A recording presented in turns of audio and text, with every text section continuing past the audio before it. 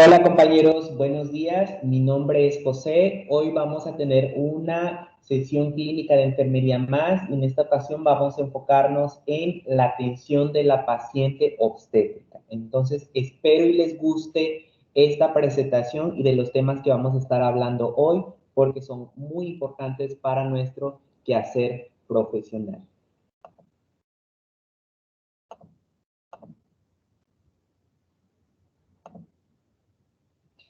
Esta guía de práctica clínica lleva por título Intervenciones de enfermería para la atención de la emergencia obstétrica en los 3 niveles de atención.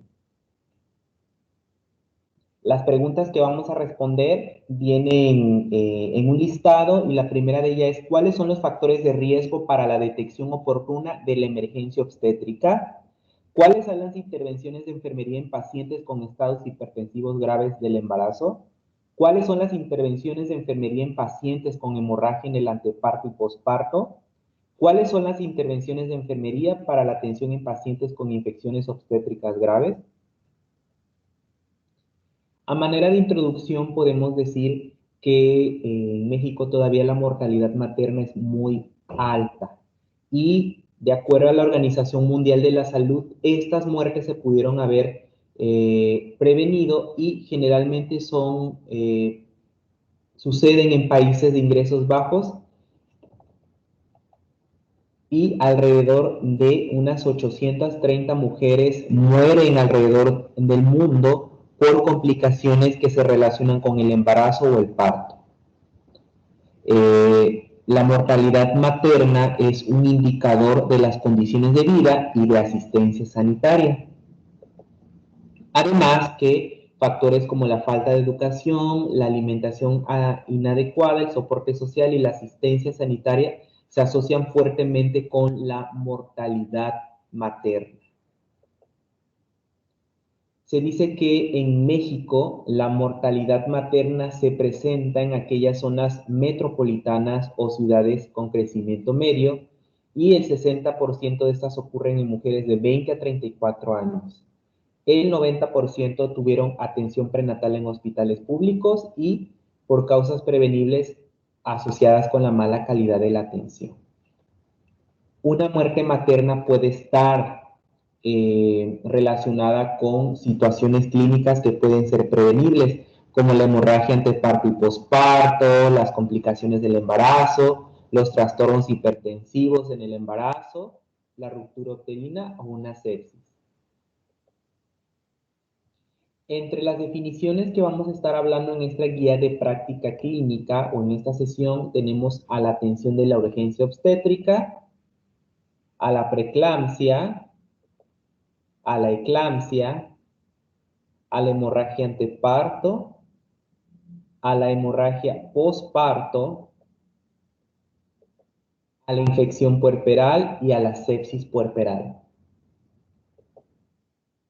La primera pregunta que vamos a resolver es, ¿cuáles son los factores de riesgo para la detección oportuna de la emergencia obstétrica? Se dice que el enfoque de riesgo tiene como objetivo lograr la resolución de los problemas en el nivel menor de complejidad posible y la referencia de la madre al nivel de atención apropiada. Entre los factores de riesgo que son evaluables tenemos a los biológicos, tales como la edad, si presenta alguna comorbilidad la madre, de tipo ambiental, que es la zona o en el contexto donde vive la persona, de comportamiento o estilo de vida, ya sea si presenta algún tipo de alteración nutricional, por ejemplo, desnutrición, sobrepeso u obesidad, relacionados con la atención a la salud. En este caso, puede ser por si la madre no tiene acceso a los servicios de salud o estos servicios están muy lejanos de su zona de residencia. Socioculturales, como el tabú, el cliché, por ejemplo, de algunos hombres o maridos que no les gusta que sus mujeres o sus esposas accedan a los servicios de salud o tengan revisiones rutinarias durante el embarazo, el parto o el puerperio. De tipo económicos, Si la mujer presenta estado de pobreza, tendrá repercusiones en su estado de salud, de nutrición, etcétera, conllevando a riesgos más severos.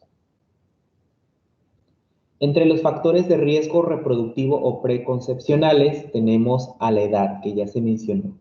Una mujer menor de 18 años o mayor de 35 años tendrá alto riesgo de mortalidad materna, ¿sí? Ya sea porque su cuerpo no está preparado para los estados propios de gravidez o porque su cuerpo ya ha sobrepasado una edad idónea para la concepción.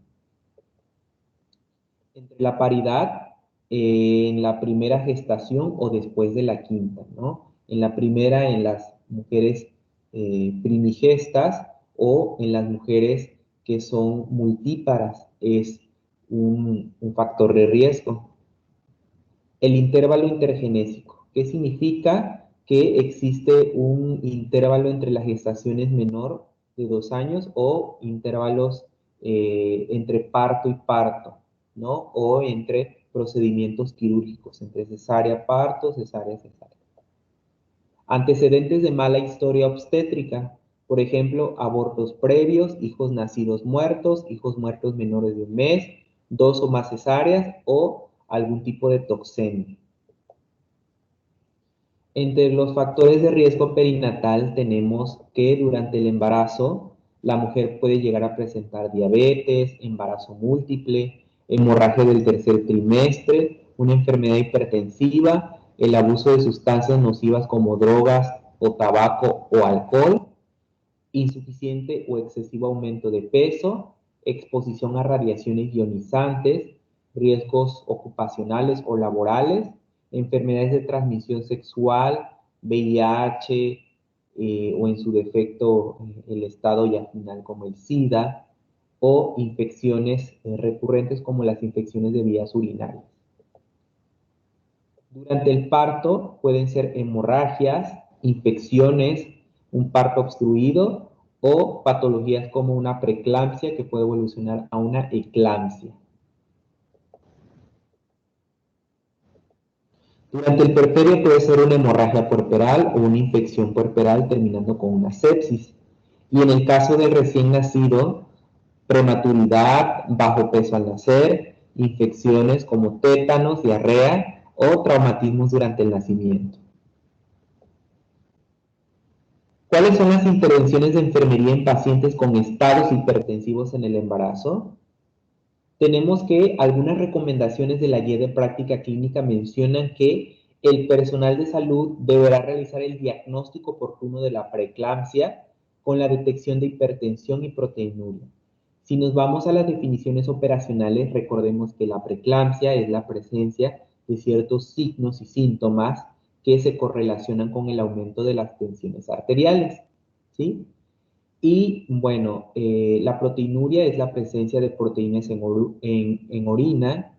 Se dice que además en el diagnóstico se deberá de buscar el parto oportuno por inducción o cesárea y porque son importantes para reducir la mortalidad materna que se relaciona con la preeclampsia y eclampsia. Ya eclampsia es cuando la mujer llega a convulsionar.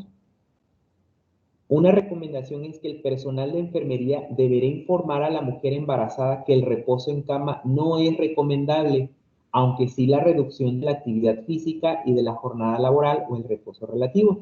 Anteriormente se tenía la noción que el embarazo era parte como una enfermedad, ¿no? Entonces la mujer hoy en día debe de tener una actividad física moderada si no tiene factores de riesgo.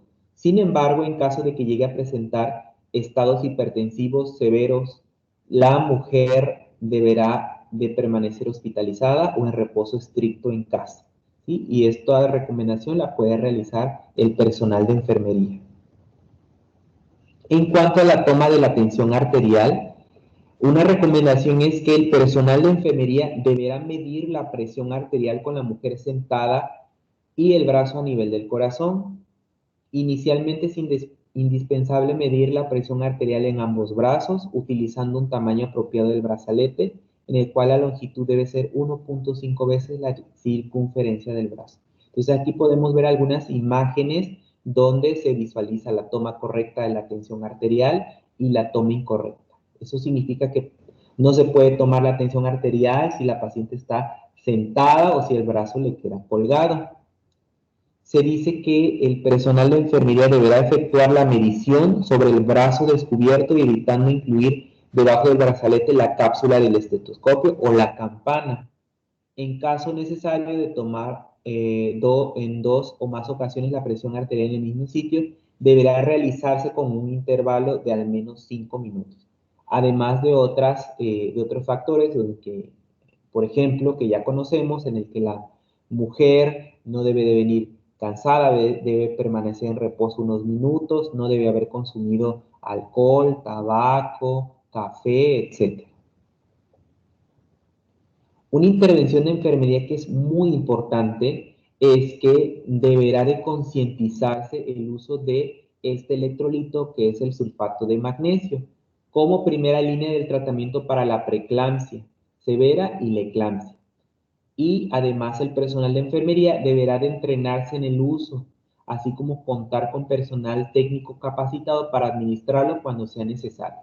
Entonces, uno de los puntos muy importantes que vamos a manejar aquí es el esquema de Sussman, ¿sí? Entonces, ¿en qué consiste este esquema? En administrar 4 gramos de sulfato de magnesio intravenoso para 30 minutos, seguido de 1 gramo por hora. ¿Cómo se realiza esto? Bueno, se apora el sulfato de magnesio a 250 mililitros de solución glucosa al 5% o en su defecto Harman.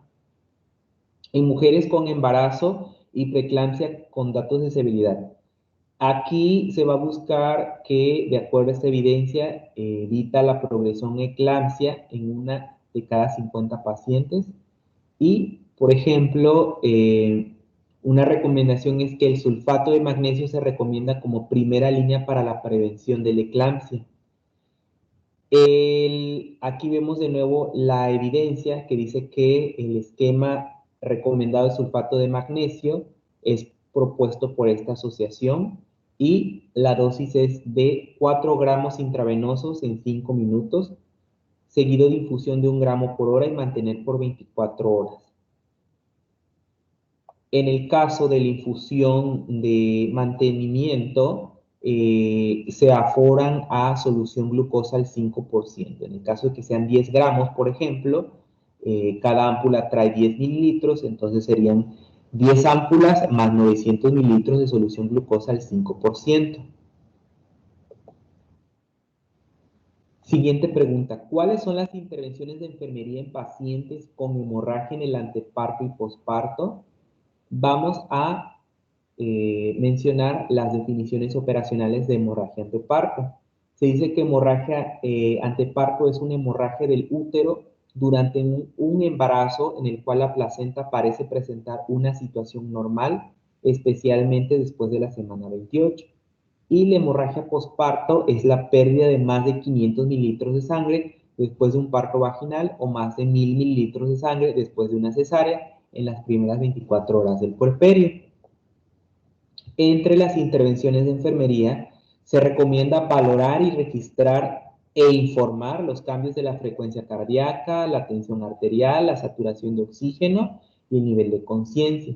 Y como puntos de buena práctica, tenemos a la vigilancia de los signos vitales de acuerdo a la NOM 007, SSA 2016 para la atención de la mujer embarazada, en el parto, puerperio y de la persona recién nacida. Tenemos que en la primera hora se va a evaluar cada 15 minutos, posteriormente en la segunda hora cada 30 minutos, posteriormente cada hora y cada 4 horas. Aquí también se va a evaluar los signos vitales, la micción espontánea, el tono y la altura del útero y el llenado capilar.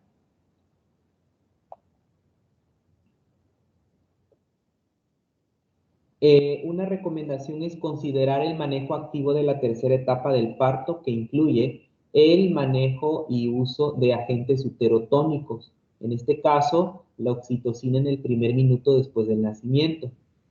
Ocupar el pinzamiento temprano del cordón umbilical. realizar tracción controlada para la expulsión de la placenta y realizar masaje uterino después de la expulsión de la placenta. Vamos a ver cómo se lleva este manejo activo de la tercera etapa del parto. Manejo activo de la tercera etapa del parto.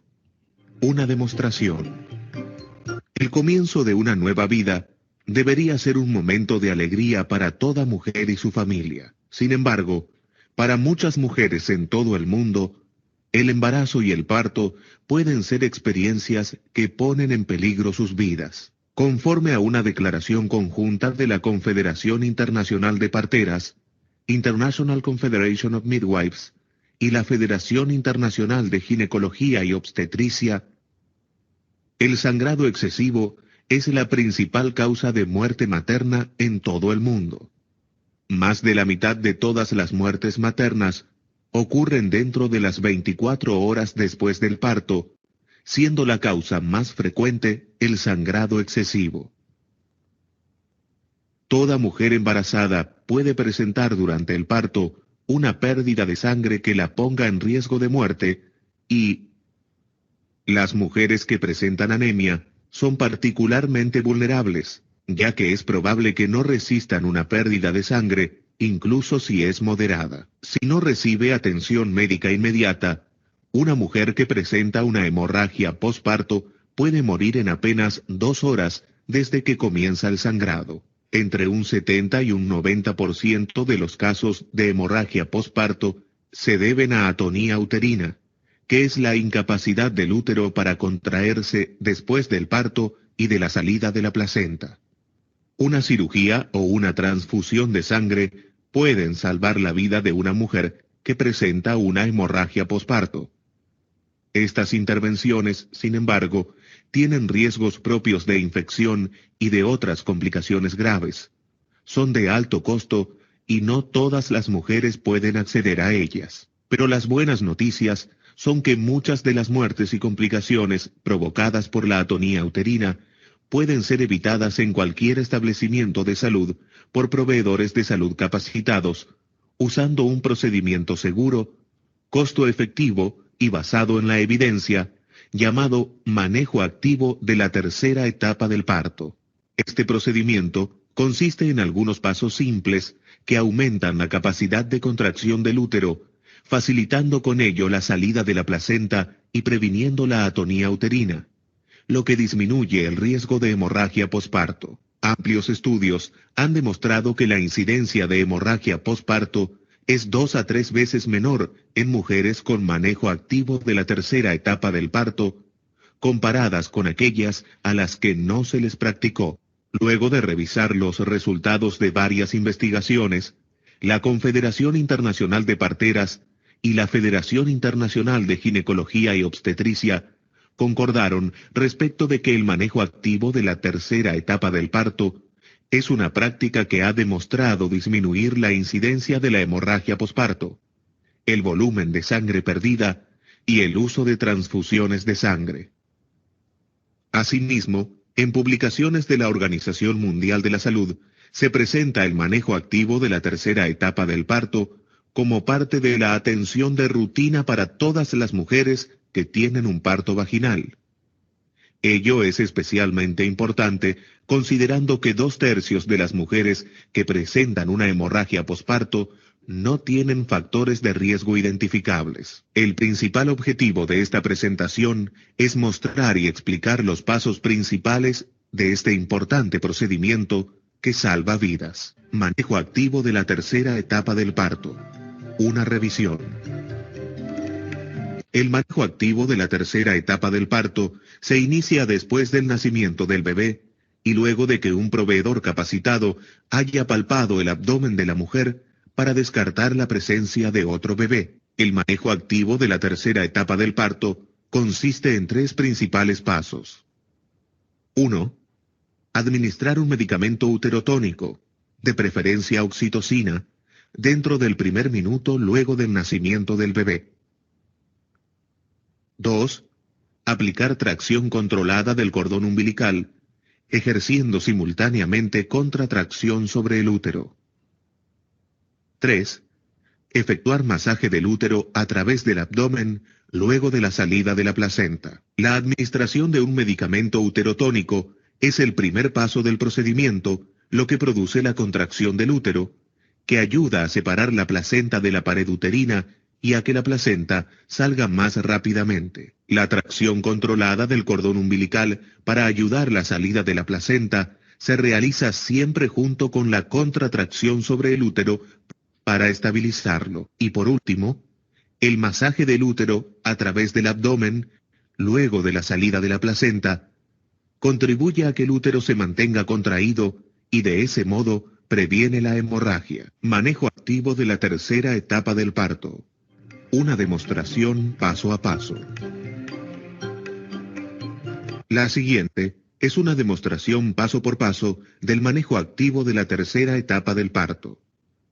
Esta demostración supone que el proveedor capacitado está preocupado también de otros aspectos esenciales de la atención de salud, como el uso de habilidades de comunicación interpersonal, la prevención de infecciones, el monitoreo constante y la adecuada respuesta a otras necesidades que puedan presentarse. Antes de iniciar el manejo activo de la tercera etapa del parto, proceda a palpar el abdomen de la mujer para descartar la presencia de otro bebé. Si no hay otra bebé, comience el procedimiento administrando oxitocina, 10 unidades internacionales, intramuscular, en la parte superior del muslo.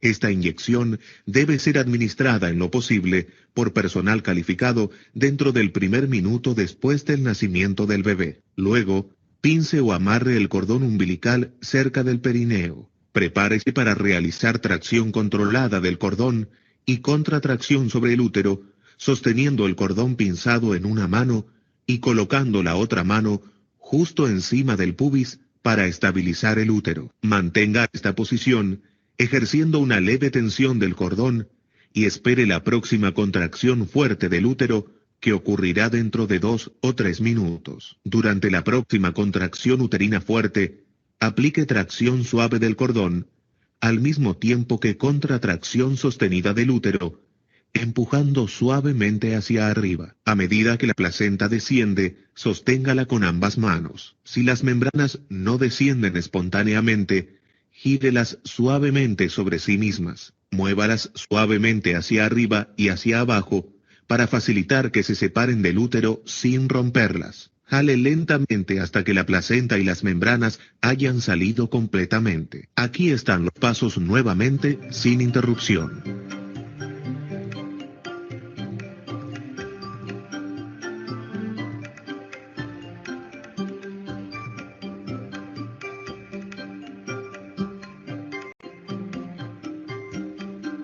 Si la placenta no desciende en 30 a 40 segundos de tracción controlada del cordón y contratracción, deje de aplicar la tracción. Espere la siguiente contracción y repita la tracción y contratracción. Inmediatamente después de la salida de la placenta y de las membranas, efectúe un masaje del útero a través del abdomen para asegurar que esté bien contraído y que no haya sangrado excesivo desde la vagina. Luego de finalizar el masaje, es importante que verifique que el útero no se haya relajado nuevamente. Para revisar la integridad de la placenta, sosténgala en la palma de las manos, con la superficie materna hacia arriba, y asegúrese de que estén todos los cotiledones y que calcen entre sí. Luego sostenga el cordón con una mano, de modo de facilitar que la placenta y las membranas cuelguen. Coloque la otra mano dentro de las membranas, abriendo los dedos para revisar que las membranas estén completas. Verifique que la unión del cordón con la placenta sea normal y que en el extremo cortado del cordón se observen 2 arterias y una vena. Separe suavemente los labios y examine la parte inferior de la vagina y perineo para descartar desgarros que deban ser reparados para evitar un sangramiento posterior. Lave suavemente la vulva y perineo con agua tibia y una compresa limpia. Cubra los genitales con un paño o compresa limpia. Durante las primeras 2 horas, luego de la salida de la placenta, controle a la mujer cada 15 minutos. Evalúe sus signos vitales. Efectúe masaje al útero para asegurar que esté contraído y verifique que no haya sangrado vaginal excesivo. Para resumir, el manejo activo de la tercera etapa del parto consiste en administrar oxitocina dentro del primer minuto después del nacimiento del bebé, aplicar tracción controlada del cordón umbilical y contratracción sobre el útero, y masajear el útero a través del abdomen luego de la salida de la placenta. Esta intervención simple, que cuenta con el respaldo de la Confederación Internacional de Parteras y de la Federación Internacional de Ginecología y Obstetricia, puede prevenir la muerte de muchas madres a causa de la hemorragia posparto. Al ofrecer este simple procedimiento a toda mujer en todo parto, un proveedor de salud capacitado puede también contribuir a salvar la vida y mantener saludable a una madre, una esposa, una amiga, una mujer. El manejo activo de la tercera etapa del parto. Para toda mujer. En todo parto. Por todo proveedor de salud capacitado. Porque el comienzo de una nueva vida debiera ser un momento de felicidad para todas las mujeres y sus familias. Ok, entonces ya vimos esta intervención de enfermería y vamos a recordar que existen situaciones como la atonía uterina y el enfoque en el manejo de esta situación clínica será el masaje uterino, la administración de un agente uterotónico y la realización del cateterismo vesical o la colocación de una sonda vesical o Foley. Una recomendación es que el masaje uterino con procedimiento se coloca una mano en la parte inferior del abdomen y la idea es estimular al útero mediante el masaje repetido o apretar los movimientos. Una recomendación es aplicar el manejo activo en la tercera etapa del parto, que incluye, como ya vimos en el video, la administración de oxitocina al minuto después del nacimiento. Aquí, como se mencionó también, palpar que no exista otro producto, administrar 10 unidades de oxitocina internacionales, intramuscular. Y bueno, esta recomendación tiene su fundamentación porque tiene menos efectos adversos y es eficaz en 2 o 3 minutos posterior a la administración. Y en caso de que no se tuviera oxitocina, se puede administrar otros agentes uterotónicos como los derivados del ergot. En este caso, el más conocido es la ergometrina, 0.2 miligramos o 200 microgramos intramuscular o misoprostol 600 microgramos de hora. En este caso, el misoprostol, pues es una prostaglandina. Realizar la tracción controlada del cordón y el masaje uterino después de la expulsión de la placenta. ¿Cómo se realiza el masaje uterino? Vamos a ver. To perform external uterine massage, first the lower hand is placed in a cupped position over the lower uterine segment just above the pubic symphysis. The upper hand is then placed at the uterine fundus, thereby positioning the uterus between the examiner's hands. The uterine fundus is then massaged gently in a rotating fashion with the upper hand, while the lower uterine segment of the uterus is supported by the lower hand. Upon massage, the uterine muscle is expected to contract and will start to feel very firm. After uterine massage, once again examine the perineum for bleeding and clots that may have been expelled. Existen ciertos fármacos, como ya hemos mencionado, y entre estos tenemos, de nuevo vamos a mencionar a la oxitocina, que en este caso son agentes uterotónicos, y es preferido y eficaz para el tratamiento, tiene un efecto sostenido intravenoso y proporciona flujo constante, y la respuesta uterina disminuye en 1 hora cese la administración. Alcaloides del ergot como la ergometrina, la metilergometrina y la sintometrina en dosis de 200 microgramos o 0.2 miligramos intramuscular y se puede repetir cada 2 o 4 horas hasta 5 dosis en 24 horas. Está contraindicado en hipertensión arterial severa, enfermedad cardíaca o preeclampsia, ya que causa hipertensión. En el caso del misoprostol, es una prostaglandina muy comúnmente ocupado también en los hospitales. En dosis de 800 microgramos sublingual es tratamiento seguro y eficaz para prevenir la hemorragia postparto.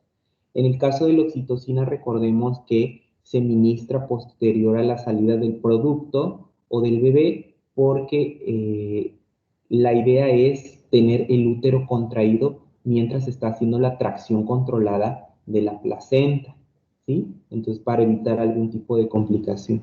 Asimismo, los otros fármacos tienen esta misma función. Se recomienda utilizar productos uterotónicos, oxitocina seguida de la carbetocina para el alumbramiento activo y reduce la hemorragia postparto 2 veces más. Y también se recomienda administrar misoprostol 400 microgramos sublingual, ya que reduce el tiempo de alumbramiento y volumen de sangrado. Y en caso de que no exista misoprostol, se puede administrar oxitocina y se debe de vigilar el sangrado. Veamos algunas intervenciones de enfermería más innovadoras. En este caso vamos a ver el uso del balón de Bakri y del TAN o del traje antichoque no neumático.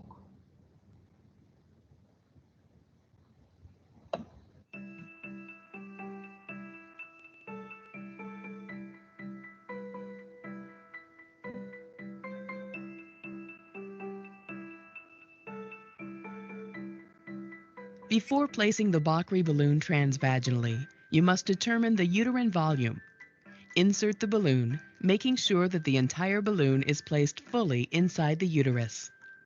Next, place a Foley catheter to collect and monitor urine output. If you are placing the Bakri balloon transabdominally, you can determine the uterine volume by direct examination. Pass the balloon, inflation port first, through the uterus and cervix, until it passes through to the vaginal canal. At this stage, have an assistant pull the shaft of the deflated balloon through the vaginal canal until it reaches the internal cervical os. Remember that if you remove the stopcock to aid the balloon's placement, you must reattach it before beginning inflation. Once the balloon is in place, close the incision and prepare for inflation. Spike a 500 milliliter IV bag with a provided bag spike and connecting tube. Flush the connecting tube with saline to expel any remaining air. Attach the red fitting on the IV tubing to the port labeled with a red band on the three-way valve. Once assembled, attach the three-way valve to the inflation port of the Bakri balloon. Then attach the syringe to the remaining port on the three-way valve. Now you can begin to inflate the balloon. Pull back on the syringe to fill it with saline directly from the IV bag. Press the plunger forward to push saline from the syringe into the Bakri balloon.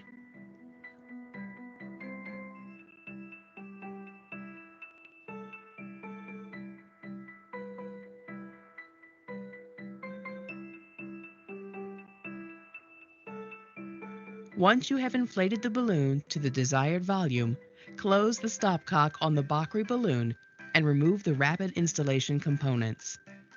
Remember, the maximum indwell time for the balloon is 24 hours. It may be removed sooner if hemostasis is determined.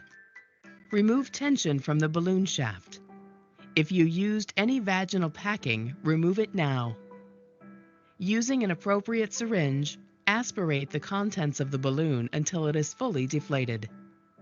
Gently retract the balloon from the uterus and vaginal canal and discard as appropriate. Make sure to monitor the patient for any signs of bleeding.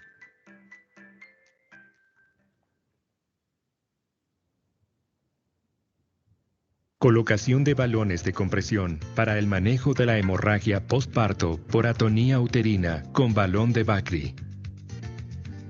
Es un dispositivo diseñado especialmente para compresión hidrostática intrauterina en casos de hemorragia puerperal grave en mujeres que no responden a uterotónicos. ¿Para qué se utiliza? Disminuir el sangrado en hemorragia posparto. Controlar la hemorragia en el segmento superior e inferior del útero. Insumos e instrumental a utilizar. 2 pinzas Forester rectas aro. Una tijera. Una valva vaginal o parte inferior del espéculo vaginal. Un balón de Bakri. Una solución salina de 500 ml. Un equipo de venoclisis. Una jeringa de 50 ml con punta enroscable. Un recipiente con agua estéril. Un infusor o tensiómetro. Solución de iodopovidona. Gasas y una bolsa recolectora.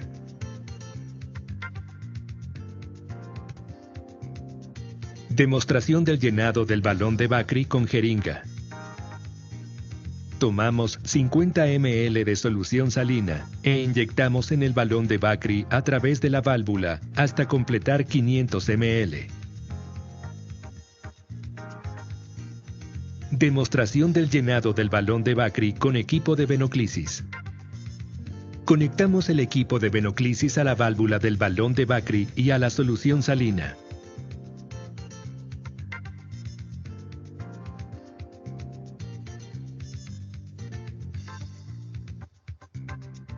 Abrimos la llave, realizamos presión bimanual o colocamos la solución salina en un tensiómetro o en un infusor para aumentar la presión y producir el llenado del balón de Bakri hasta completar 500 ml.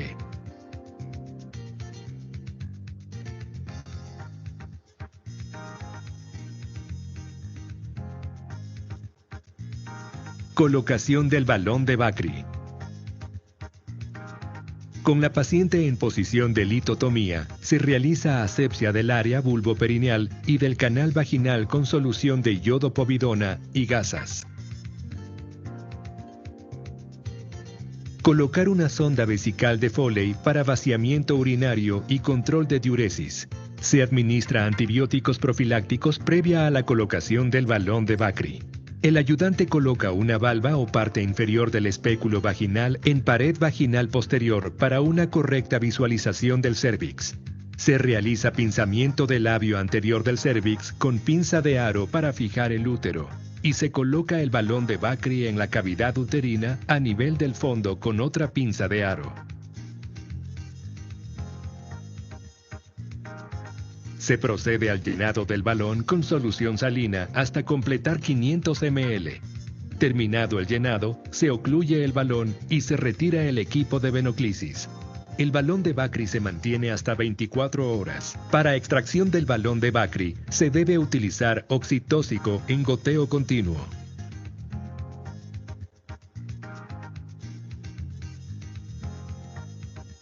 Ok, esta intervención de enfermería es muy importante porque, a ver, aquí me regreso tantito. Es muy importante porque en nuestro hospital tenemos balón de Bakri y pues personal de ginecología, médicos ginecólogos están capacitados para colocar ese balón de Bakri. Entonces, a nosotros nos compete localizar dónde está ese balón de Bakri que se encuentra en la central de equipo y esterilización y posterior a su uso se debe de llevar su proceso de lavado y desinfección, ¿sí? Y que estén todas sus piezas disponibles para su ocupación. Entonces, es una de las intervenciones de enfermería que tenemos que tomar en cuenta, en este caso de nuestro hospital. Vamos a ver eh, el siguiente equipo que también contamos aquí en el hospital, que es el TAN o el traje antichoque no neumático y también cómo se ocupa en una situación real.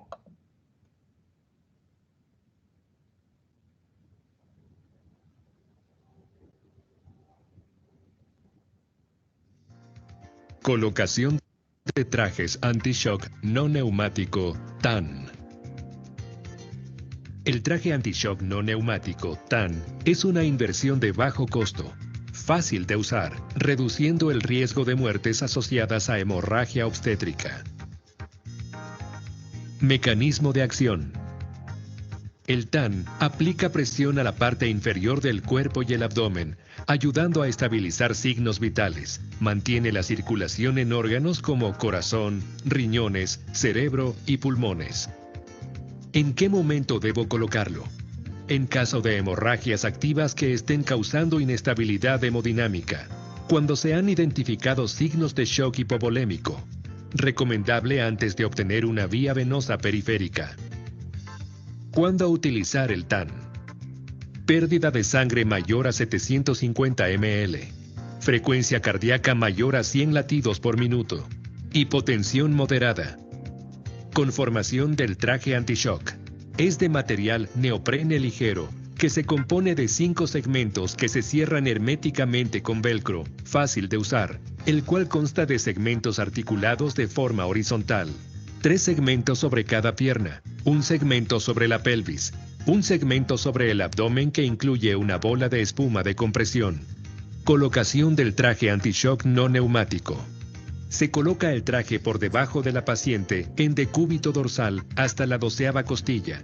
Luego, colocar primero los segmentos de los tobillos, segmento 1 y 2. Tomar en cuenta si la paciente es de estatura baja. Se deberá doblar el segmento 1 si este fuera el caso. Continuar en orden ascendente. Segmento 3, 4, 5 y 6. Los segmentos 1, 2 y 3 lo deben colocar 2 personas que estén capacitadas. Los segmentos 4, 5 y 6, una persona capacitada. Ventajas de la utilidad del TAN.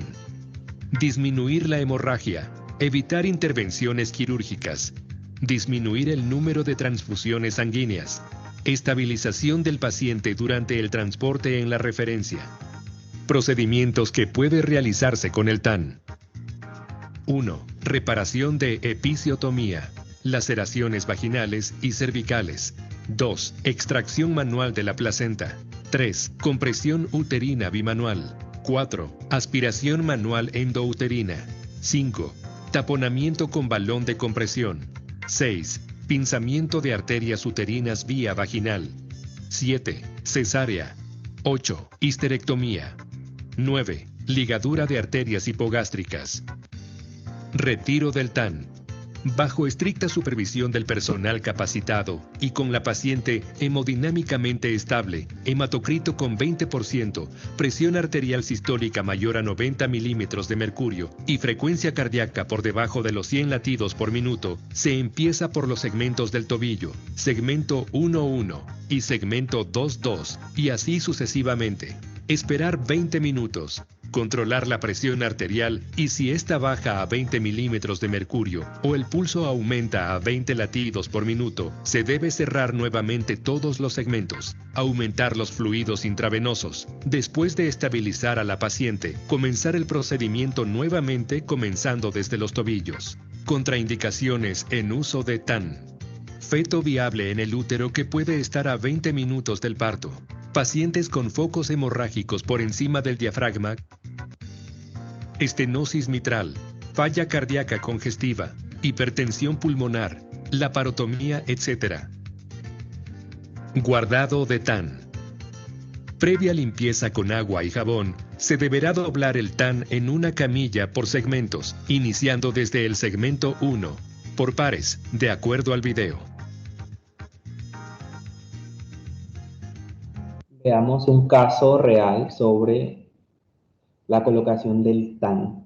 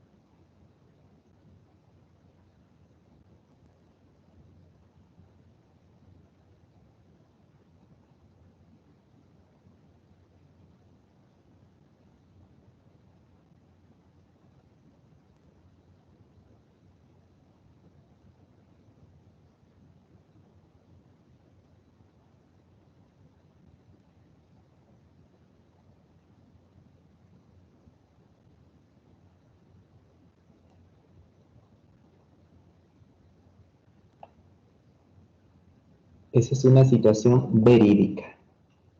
Vamos con la siguiente pregunta. ¿Cuáles son las intervenciones de enfermería para la atención en pacientes con infecciones obstétricas graves? Una recomendación es que el personal de salud va a monitorizar en la puérpera la condición potencial peligrosa para la vida por riesgo asociado de hemorragia, shock e infección, así como las complicaciones relacionadas con la retención de la placenta y su extracción. Además, se recomienda que el personal de enfermería ministrará antibióticos por prescripción médica que curan la flora aeróbica y anaeróbica para disminuir dichos riesgos en la tercera etapa del parto y si se acerca 30 minutos o más en la expulsión de la placenta. Un punto de buena práctica es que el personal de enfermería deberá documentar en los formatos de notas y registros clínicos de enfermería los procedimientos realizados y la evolución de la respuesta humana de la puerta. ¿Y cómo vamos a realizarlo? Bueno, por medio de nuestra formatería institucional. Una evidencia dice que el estudio define la morbilidad puerperal como una temperatura de 38 grados centígrados o más que se producen en los 2 a 10 días después del parto, con exclusión de las primeras 24 horas. ¿Por qué con exclusión de las primeras 24 horas? Porque nuestro organismo es muy inteligente y en el caso de las puérperas se aumenta la temperatura por el mismo proceso metabólico que conlleva el puerperio y esta cuestión fisiológica sobre la termorregulación e inclusive vinculado con el alojamiento conjunto, ¿no? De la proporción de calor al recién nacido. Una recomendación es que el personal de enfermería deberá vigilar la temperatura corporal por vía oral o axilar cada 4 o 6 horas, los primeros 10 días del posparto, si existen factores de riesgo de infección puerperal. Un punto de buena práctica, se dice que las guías para la atención de las principales emergencias obstétricas recomiendan que deberá de sospecharse de sepsis cuando exista temperatura mayor a 38 grados centígrados o menos de 36, taquicardia, que expresados son 90, frecuencia cardíaca mayor a 90 latidos por minuto, frecuencia respiratoria mayor a 20 minutos o la existencia de una presión parcial de dióxido de carbono menor a 32 milímetros de mercurio. Un recuento leucocitario mayor a 12.000 por milímetro cúbico, menor a 4.000 por milímetro cúbico. Y la presencia de hipotensión arterial sistólica menor de 90 milímetros de mercurio o caída de 4.000 milímetros cúbicos. La presencia de hipotensión arterial sistólica menor a 90 milímetros de mercurio, caída de 40 milímetros de mercurio de su nivel previo. Además de otros signos como cianosis, hipoperfusión periférica, oliguria o disminución de las cantidades de orina, alteración del estado de conciencia como agitación y obnubilación. Un punto de buena práctica es el uso de o mantener la oxigenación adecuada y esto mediante dispositivos como mascarillas de oxígeno o catéter nasal o puntas nasales y se deberá monitorizar la saturación de oxígeno y mantenerla por encima de 92 a 94%. Un punto de buena práctica es que la NOM 007 SSA 2016 para la atención de la mujer embarazada, el parto, puerperio y la persona recién nacida recomienda que en caso de haberse realizado episiotomía se deberá revisar la episiorragia, o sea, esta reconstrucción ante la posibilidad de hemorragia o hematoma dentro de la primera hora posparto. Y entre los registros clínicos de enfermería para el monitoreo del puerperio quirúrgico y fisiológico, los que se manejan en Secretaría de Salud de Veracruz incluyen este formato que, aquí hay una situación simulada donde se coloca el nombre, el número del expediente, la edad, la fecha de nacimiento de la persona, el peso, la talla, la cama, el grupo IRH, si tiene algún factor de riesgo, cuántas gestas, cuántas paras y cuántas cesáreas, su diagnóstico de ingreso, su diagnóstico de egreso y el servicio al cual es referido. Y bueno, este formato es muy conocido en nuestra institución y como apegándonos a la NOM 007, recordemos que se vigilan los datos en la primera hora cada 15 minutos, posteriormente en la segunda hora cada 30 minutos, posteriormente cada hora, luego cada 4 horas y así sucesivamente hasta lograr las 24 horas. ¿Qué se va a evaluar aquí? La presión arterial, la frecuencia cardíaca expresada en latidos por minuto, la frecuencia respiratoria expresada en respiraciones por minuto, la respiración con una escala donde 0 es deficiente, 1 es superficial o hiperapnea y 2 es profundo o hipopnea. La temperatura, la saturación de oxígeno, si la paciente requiere o no glucometría, el estado de conciencia con una escala que va de 0 que es inconsciente, 1 que es obnubilada y 2 que es alerta. Se va a evaluar el tono uterino, colocar si la paciente tiene tono o no tiene tono. La coloración de tegumentos, que también incluye una escala donde 0 es cianótica, 1 es pálida y 2 es rosa. El sangrado transvaginal, donde 0 es escaso, 1 es normal y 2 es abundante. La episiorrafia, si está normal, si tiene un hematoma o datos de infección. El dolor de acuerdo a la escala visual análoga o EVA. La uresis, que en el caso de que tenga sonda vesical se cuantificará por mililitros y en caso de que no tenga sonda vesical solo se palomeará. La actividad o deambulación, que también tiene una escala donde 0 es sin movimientos, 1 es movimientos incompletos y 2 son movimientos activos. En el caso de soluciones y o hemoderivados, se van a registrar la solución, la frecuencia, la hora de inicio, dosis y cantidad que falta por pasar. Y además se administrarán algunos medicamentos que son de importancia para la evolución del puerperio inmediato, como la administración de agentes uterotónicos o analgésicos. Aquí vemos algunos ejemplos de la administración de medicamentos y el control de los líquidos o soluciones parenterales o también hemoderivados, además del apartado legal, como es la colocación del nombre de la persona que evalúa. Como última intervención, y no podemos pasar desapercibido, recordemos que para la atención de la emergencia obstétrica necesitamos tener nociones de las intervenciones de enfermería en el ERI, en el equipo de respuesta inmediata obstétrica, y veamos cuáles son. Bienvenidos. El día de hoy presentaremos el tema el código Mater y las funciones del personal de enfermería. Para ello, iniciaremos con una pequeña introducción. La mortalidad materna es uno de los indicadores más sensibles del desarrollo de una nación.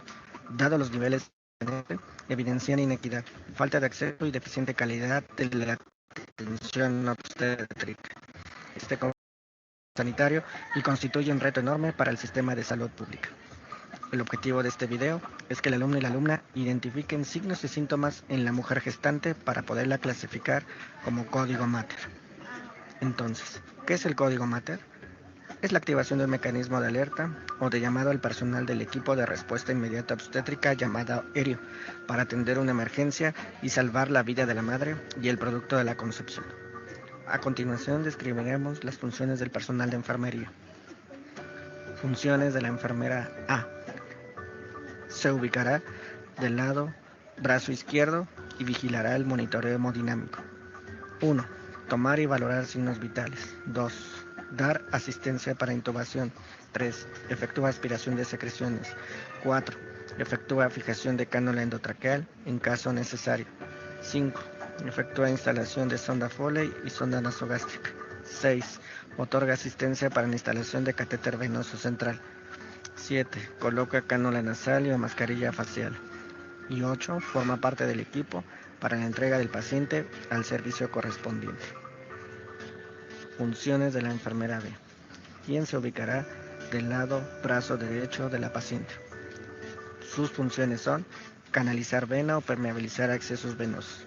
2. Tomar muestras de laboratorio. 3. Toma de glucometría capilar y realiza prueba de Bilirubin. 4. Ministra medicamentos. 5. efectúa vendaje de miembros inferiores. 6. Da vigilancia del estado neurológico. Y 7. Ministra hemoderivados. Funciones de la enfermera C, también llamada enfermera circulante. Sus funciones son: 1. Preparar medicamentos. 2. Proveer material de curación. 3. Preparar soluciones. 4. Manejo del carro rojo y las cajas obstétricas. Y por último, funciones de la enfermera D, también llamada administrativa. 1. Efectúa control de los medicamentos, soluciones y hemoderivados administrados a la paciente.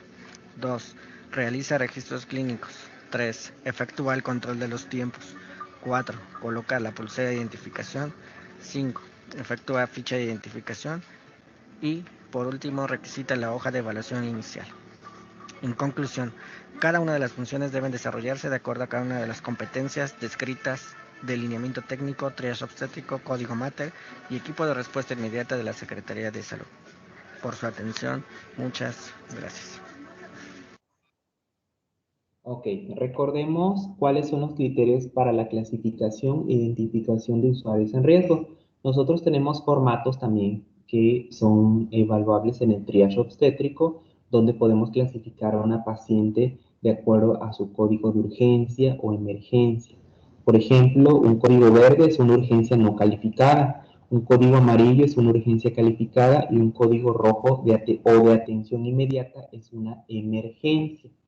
Aquí vienen algunos criterios de valoración y podemos mencionar, por ejemplo, que en el caso del código rojo, en la observación, bueno,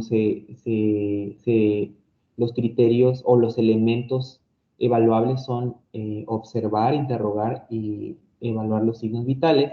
Y en la observación, un código rojo, la paciente puede llegar a tener alteración del estado de conciencia o pérdida de este estado de conciencia, datos visibles de hemorragia, crisis convulsivas en el momento de la llegada, alteración de los signos vitales e inclusive cianosis.